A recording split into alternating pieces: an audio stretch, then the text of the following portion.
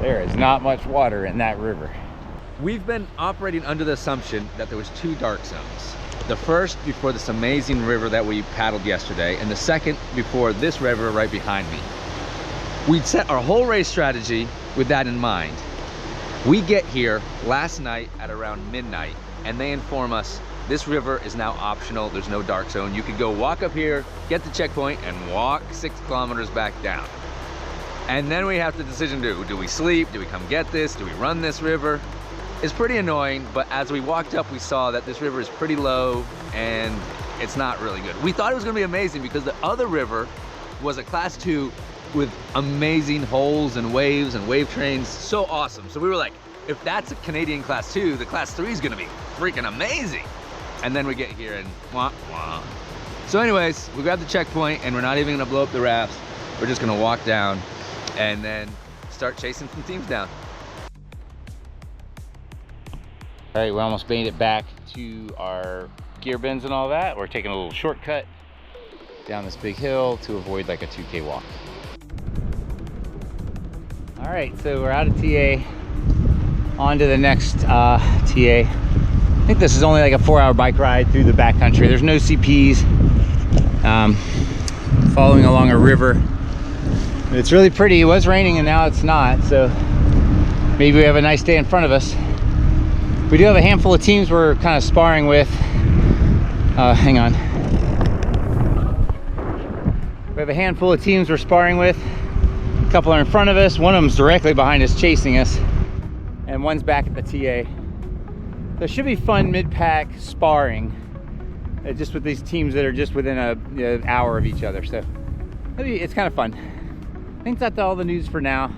Estonia is still in first place according to the chart. So I think they might take it this time, but Safat's right behind them. It's fun coming into the TA and finding out what's going on. Woo, look at that. Got a fast pace line going now. Whee! Look at that. I like it. Wow. Gotta get me one of those. All right, so we're debating the proper maintenance and care of our bung holes. And we're talking about shaving them prior because David's been having crazy streaks with the wipes and it's slowing the team down, right? So for those at home, pro tip, you want to shave it a little bit, at least trim it up, so that way you can wipe fast and keep moving to maintain speed. You know, if between 4 people you have 3 poops each, that's 12. It takes you an extra 5 minutes to wipe each time on average. That's a whole hour of the race that you get back. So anyway, follow us for more tips and see you out there. We are on the monster trek. We had a good night of sleep, so feeling pretty good on this trek, moving pretty steady. We're looking at probably a 22 to 24 hour trek, so we want to make sure we're pretty deliberate about our sleep strategy. We're on a road for about 30K before we have a monster bushwhack up the fucking mountain, like 2K, which is going to take several hours. And so we don't really want to do that in an exhausted state. So I think we've decided that the best way to do our sleep strategy is to sleep just prior to the bushwhack, which will be good because we have probably sometime this evening, get 3 hours or so. And then we can be more or less fresh, mentally and physically, for the big push, the bushwhack, traversing across, doing the rope section, and coming back down. So we're pretty excited. This is the last tough leg of the race. Hard to believe, we're on day 5. We're done with the paddling, and we've got 2 more bikes and an orienteering section, and actually just a short canoeing section to the finish. So we're pretty stoked, doing well, spirits are high, maintaining our position somewhere in the 20s, which is really good, and still moving at a really good clip.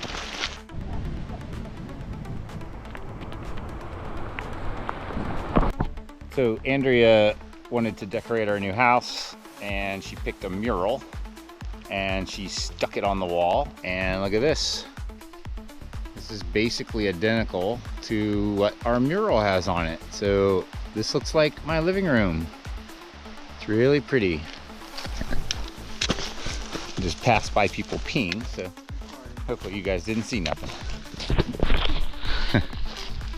Well, it's David. You definitely didn't see anything. So here's the current situation. It's about 7 o'clock-ish. About 912 meters up. It is continuing to rain, which it's been doing all day.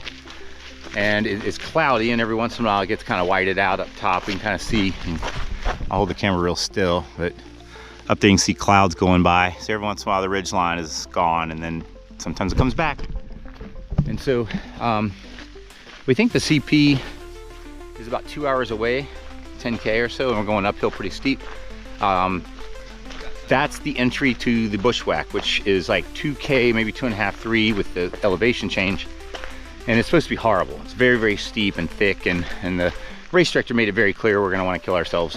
But if you put your head down, you can make it through. So once you get through the bushwhack, you are above the tree line, and that's in the high alpine area of the mountains. And so this is our plan. What we don't want to do is end up above the tree line on the ridge trying to rock climb in the middle of the night while it's raining and foggy whiteout and cold.